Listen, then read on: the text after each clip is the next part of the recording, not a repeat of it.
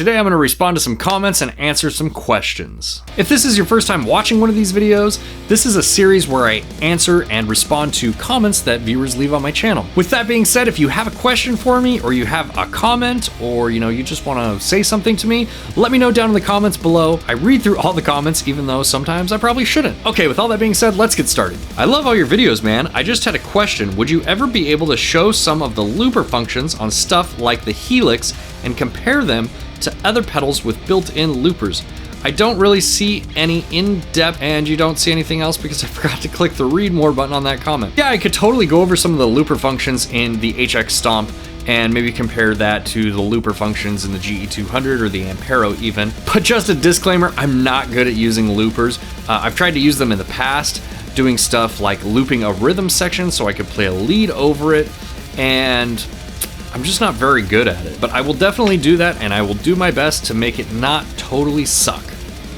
Alright. Hey Taylor, what are your thoughts on the company Eurotubes? They're located in Milwaukee, Oregon, so local to us. Hey Sean, thanks so much for the question. I've actually used Eurotubes a couple times, and both times I went there, Bob was the one who actually retubed my amps for me, and really nice guy. Had me come into his house, had me plug into the amp, play through it, made sure I was happy with everything, kind of showed me a few different options that he had as far as tubes went, and just really took care of me and made sure that I was really happy with the way my amp sounded after he'd retubed it. So shout out to Eurotubes, nothing but awesome things to say about them. Yeah, and if you're in the Portland area and you need to get your amp retubed, I would highly suggest going there. The last time I went there, which was a lot of years ago now, but was to retube my Crank Rev 1 Plus that you see sitting behind me. See it back here? This one that's sitting back there behind me. I had that retube there with KT88s, and Bob was actually the one who had suggested KT88s to me and convinced me to get them because it sounded way better with KT88s. Thanks Bob, thanks Eurotubes. Yes, go there if you need to get your amp retubed. Tried your Mesa IR with the Mooer GE200 and the PV5150. Sound killer.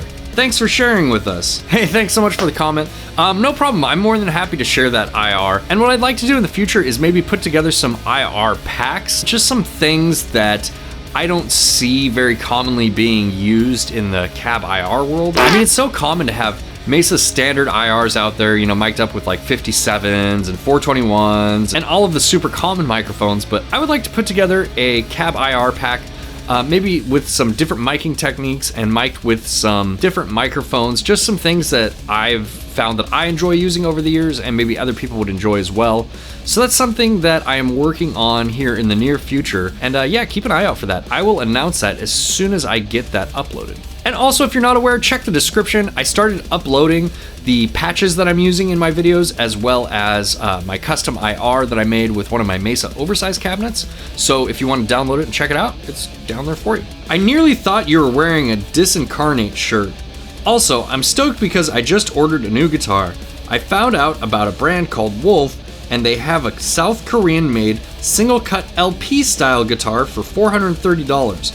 And from all I've read about it, it rivals some Gibsons before the horrible quality control in quality. Anyways, my question, what would you want for your next guitar? Hey Ronnie, man, it's so funny that you asked that question and that you also bought a single cut style guitar, because hopefully it's up right now and I'm not blowing it, but I found a really good deal on an LTD EC256. That's the series that they do that are based off like vintage Gibsons. I found one for a really killer deal and I snagged it, and that thing should be showing up like maybe today or tomorrow, so when that gets here I will definitely be doing an unboxing and first impressions video with it and dialing it in, setting it up, getting some tones. I actually have another 256 series LTD. You might have seen me play it on my channel, but here, let me grab it real quick. This is my 256 series Viper, and I really love this guitar. It's cool. I got it used for like $250 or something like that. Maybe it was $300. I can't really remember. It's been quite a while now, but I got it used for something really, really reasonable, and it's just a really awesome guitar. It came pre-reliced. These marks aren't from me. The guitar just came this way, but it's cool that it has this flat finish, so it will kind of, wear in a little bit quicker than a guitar with a gloss finish. I just think it looks awesome, and it really reminds me of like Black Sabbath and that era of like Gibson SGs. Yeah, I'm really excited to get that Eclipse in here and unbox it, make a video out of it, and just play the shit out of it, because I have a feeling I'm gonna play that guitar a lot. At Taylor Danley, thanks. I watched your Ampero review, so 8 months later for live play Ampero or GE200. Consider I use a Bass Breaker 15 and will play through it. Hey Tony, thanks so much for the question, man. I'm not really familiar with what a Bass Breaker 15 is. I'm guessing that's your amplifier, so I can't really take that into consideration when forming my opinion on this, but if I was going to choose which one to use live, the GE200 or the Ampero, I would say it depends on what you need and what your budget is. If you want to use the balanced outs and you want to use MIDI, then go with the Ampero. But if you're just using amp modeling and maybe a couple effects, and you just want to use 1/4 inch outs, then you could totally get away with using the GE200. I think really the only major determining factors for those units are the ins and the outs, whether you need balanced ins and outs or not, the MIDI, and your budget. So I don't know if that helps answer your question at all. They're both awesome units, and if you've seen my comparison videos, you know, when I shoot them out, my feelings go back and forth on which one sounds better, so I don't think that either one necessarily sounds better. I think that that's super subjective, and I think that you could dial in something that you'd be totally happy with either one of them. Sorry I didn't give you more of a conclusive answer, but yeah, I think on this one it's totally just subjective. But thank you so much for asking the question anyways, and good luck to you. Great video, but I'm missing the headrush pedal or gig board in your comparison vids. Hey Tom, thanks so much for that comment. I ran a poll recently asking my viewers what they would prefer to see me invest in next, whether it be a new headrush, the GE250, or there's some other things that I mentioned in there. And it was pretty close between the headrush and the GE250. I'm leaning a little bit more heavily towards the GE250 because I do really want to compare the GE200 to the GE250 as well and see how much of an upgrade that is for people and whether or not it's worth the investment to make that sort of upgrade. You know, if the 250 justifies it in its features and in its sound quality. But I am considering the headrush. It's a very popular product and I know a lot of people want to see it, but my experience with the 11 rack back in the day was pretty lackluster. It's not something that I really enjoyed, and I didn't think it sounded, you know, that great compared to the Pod HD and like the Axe FX Ultra at the time. So I'm a little bit torn on this one, and I'm not sure exactly what I'm gonna do yet. And I do have a little bit of time before I pull together the resources to make that investment. So I'm not in any rush to make a decision right at the moment. And I think I'm just gonna do a little bit more research before I invest in either one. And I will definitely let you guys know as soon as I decide which one I'm gonna invest in and which one I'm going to start including in my comparison videos and all that stuff. But thank you so much for the comment, and yeah, I really appreciate the input. Next amp, Powerball? Or maybe the JCM 900? The Friedman should also be an interesting one. Hey, thanks so much for the suggestions. I am interested in doing all of those, although I don't know what order I'm going to do them in. I'm probably going to be doing the Ingle stuff soon here because I actually use the Ingle amp more often than anything else in my Axe FX, and it's kind of surprising that I haven't done that comparison video yet because whether it's the Savage or, you know, the Fireball, Ingle makes really awesome amps, and they're definitely something I want to start using in my comparison videos, so keep an eye out for that. I will include those very, very soon. Maybe even in the next one. You never know. Thanks so much for the suggestion. Hi Taylor, do you record this with guitar direct to the amp simulation, or is there a tube screamer or some kind of booster? Oscar, thanks so much for that question, man.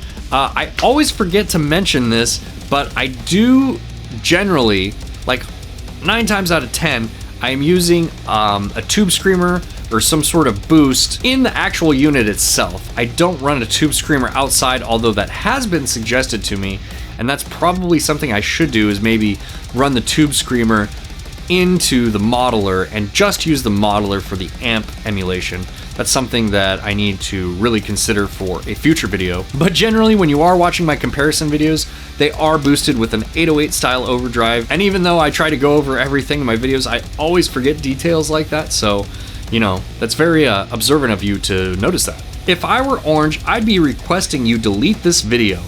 I have this amp and it seriously sounds so much better than how this video portrays it. Oh man. Okay, so a couple things here.